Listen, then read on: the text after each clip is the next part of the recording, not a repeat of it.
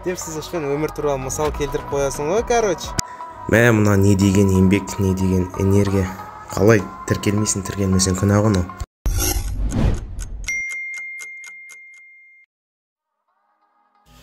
Бәрі менен сұрайды, қолында сызғышты неге калькулятор деп айтасың дейді.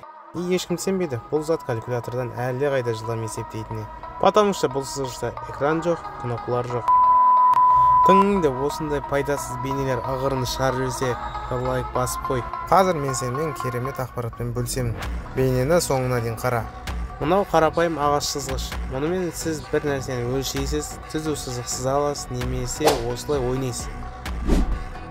Ал мынадай және қолымдағыдай сызғышты сызғыш емес калькулятор десем де болады. Себебі қолымдағы навигациялық сызғыштың шкалаларын осылай өзгерту арқылы ұшақтың жылдамдығын, ұшу қашықтығын, ұшақтың ұшу және бұрылу бұрышын және тағы да басқа шамаларды калькулятордан жылдам шығаруға болады.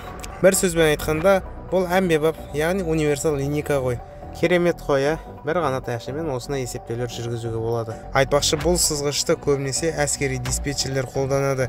Видеоның соңында айтайын деген, достым, ғұмырыңызды мына сызғыш секілді өзгеріссіз түп-түзу бір санымен өткізіп алмаңыз. Керісінше, мына сызғыш секілді жан-жақты болып, қоғамға көбірек пайда әкелетін мықты тұлға болыңыз. Бұл нағыз мұсылманның қасиеті. Ассаляму-алейкум.